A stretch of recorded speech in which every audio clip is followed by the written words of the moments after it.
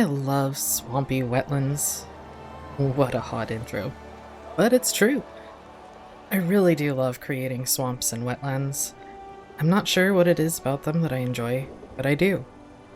What biomes do you enjoy making or being in, either in real life or in games? When looking closely, I wouldn't enjoy swamps or wetlands in real life. I don't like bugs, I don't like humidity, and I'm not particularly caring about muck. But in games like this, I love them. I enjoy trying to make them look right with leaves and decay and gnarled, warped trees everywhere. I don't think I do a particularly good job about it, but I enjoy it. And in the end, practice makes perfect. Anyways, today we're creating a wetland haven for the Tarbosaurus Talk, and an overlapping walkway between the Tarbo and the Charonosaurus. Which, by the way, I never had a chance to talk about for their video because I was sick. So I'll touch on that just a little bit now, and then move on to the Tarbo enclosure. There's chapters below if you want to skip around a bit. For the Charonosaurus and the wetland area as a whole, I had water running from the T-Rex enclosure down a small waterfall into our lowlands. I also had debated bringing it in from the mountains, but decided that that might have been a poor choice, so opted for the easier one. I planned on having this whole valley area be sloped in from the surrounding area, but it ended up being a cliff face for the whole thing. No story behind this area, I just wanted some swampy lowlands. I enjoyed giving the Charonosaurus a prairie-like waterway, where it's less swampy and more just slow-moving water passing through the low-lying plains. It turned out well, and I enjoyed seeing them interact with the habitat. Now, onto the Tarbosaurus. Like with the Charonosaurus habitat, there wasn't a storyline for this exhibit other than I really wanted two brothers for our Tarbos, that the zoo had adopted from another zoo that didn't have the right accommodation for two males and didn't want to separate them. This idea was from when I was first planning the Tarbosaurus habitat several months ago, and kept building and destroying the whole thing because it was not turning out the way I wanted, which the curse seemed to follow when I tried it this time, since this is the second time I've built this thing from the ground up in this location. The first location was in the desert area. Keen-eyed viewers will have seen the area changing shape and size and design over many videos. I started working on that area at the same time I did the Prehistoric Plateau video over 2 months ago. Originally, I wanted their habitat to be a desert dune range that started on the plateau and drifted down into a grasslands biome for a few large herbivores. And then when I restarted that, I tried for a desert canyon gorge with cliff they could climb onto and having the guests roam through the middle. But I couldn't get that to work like in my imagination. And then I started a mountain range there that I was going to have the guests walk through to see the Tarbos. I hated it in the end, so I almost abandoned them totally. Until when I was looking for the animals for my lowlands, I saw they were very good with wetlands, and actually had a really large water requirement, which meant they would have hated the desert anyway, so I was thrilled. When I started working on their swampy habitat, I had the whole second part of the lowlands sectioned off for them, and had the waterway really riddled with rivers and lots of small islands for them, very similar to the Dinochirus we did in the previous series on this channel. If I had left it that way, I wouldn't have had room for the third species I want in here, and would have had to either extend the lowlands or find a different place for them, and use a different biome option. Both would have been fine, but I really wanted to have the next species in here. So far, I've been talking a lot of how this all came to be and the feelings behind it, and past Ellie has been building and I've not acknowledged it at all. So, when I first built this walkway, previously it was wooden, more swamp dock style. But it was too small and very void of some feeling I couldn't voice or even form an idea to. All I knew was it wasn't what I wanted for this area. So on this second time around, I built this chunky, solid stone walkway with culverts cut through it to get flowing water to move from habitat to habitat. As a whole, the build feels better to me, and it's still missing a few pieces that will come in the next video, And I'm also going to have the one side where it leads down into the lowlands to instead go over the cliff and connect to the walkway there. I feel it would be a really cool idea just to have guests move over the lowlands as a whole instead of climbing in and out of it. After the building, I moved into the habitat itself and started setting up all the water in the rivers and started plotting out the foliage and cliffs. The rockwork for the cliffs was giving me a hard time. Normally I can get the rockwork to feel nicer. This time around it felt clunky and really bland. Some foliage helped to take away the eye from it though, so in the end I'm not too heartbroken over it. Foliage though, I had a rough time with it, and had this idea to have the taller wetland tree brush mixed in with the reeds and the mangroves. But when I put the Tarbo brothers in, it felt like I was emulating the Tyrannosaurus forest poorly, and it wasn't what I was wanting. So I ended up redoing the foliage towards the end of the video, and I 100% prefer the remake of it. It feels much more swampy, and I think a lot of it has to do with the switch from straighter trees to the more mangled and leaning kind of mossy looking plant types. Definitely happy in the end with the work I've put in, even if it has taken me 2 months of frustration with this species.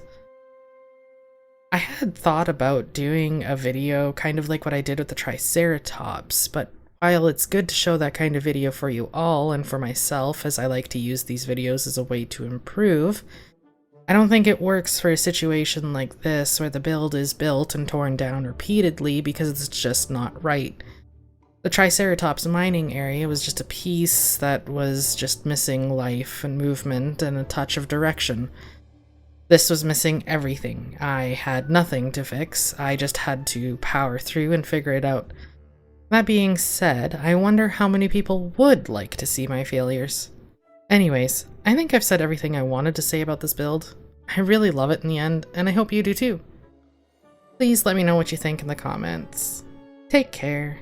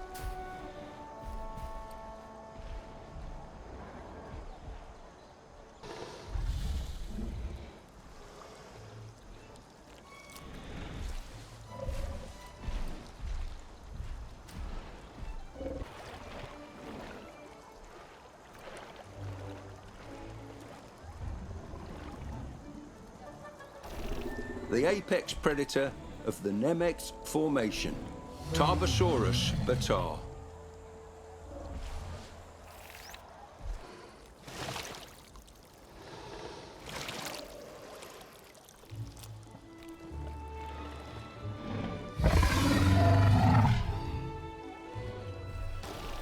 Fossils of this massive predator dominate dig sites in the Nemegt, and no one is really sure why. It doesn't make sense that there'd be more Tarbosaurus prowling around than herbivores to feast on. Regardless, the wealth of fossil material we've found of this dinosaur have made it possible to add it to our park.